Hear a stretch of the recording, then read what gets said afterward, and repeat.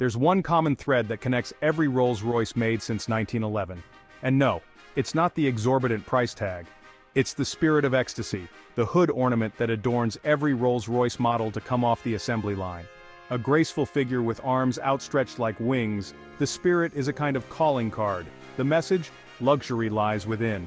If you enjoyed discovering the story behind the spirit of ecstasy and the lost art of car mascots, don't forget to like, subscribe, and share this video with fellow car enthusiasts.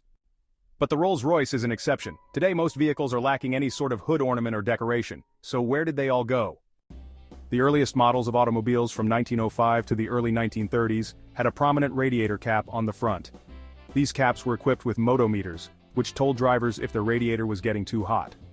To offset the somewhat unpleasant aesthetic of the cap, automakers disguised them with what they dubbed car mascots, which were meant to be attractive hood accessories made of brass or bronze with a chrome-plated finish.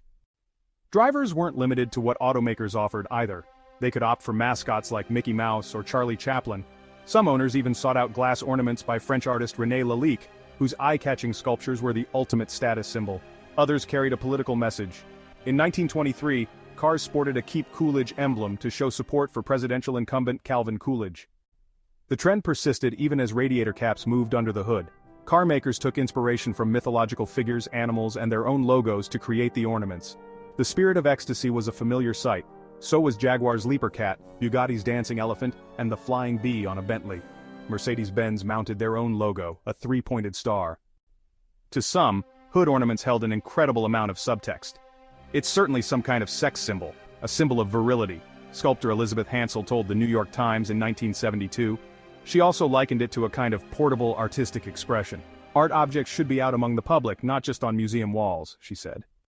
But practicality was conspiring against the ornaments.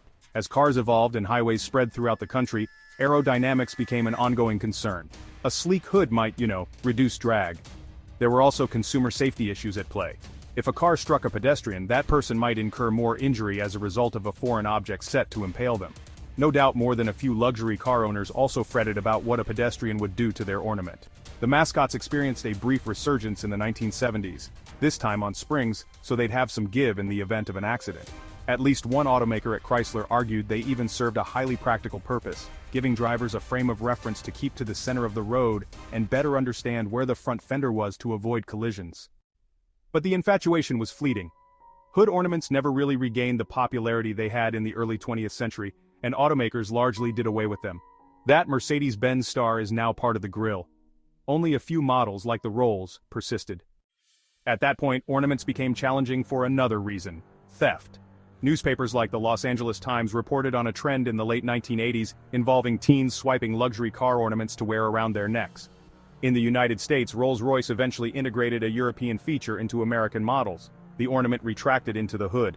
Others used detachable designs that drivers could remove when parking their cars. Though the hood ornaments may now be a novelty, their place in automotive history is well preserved.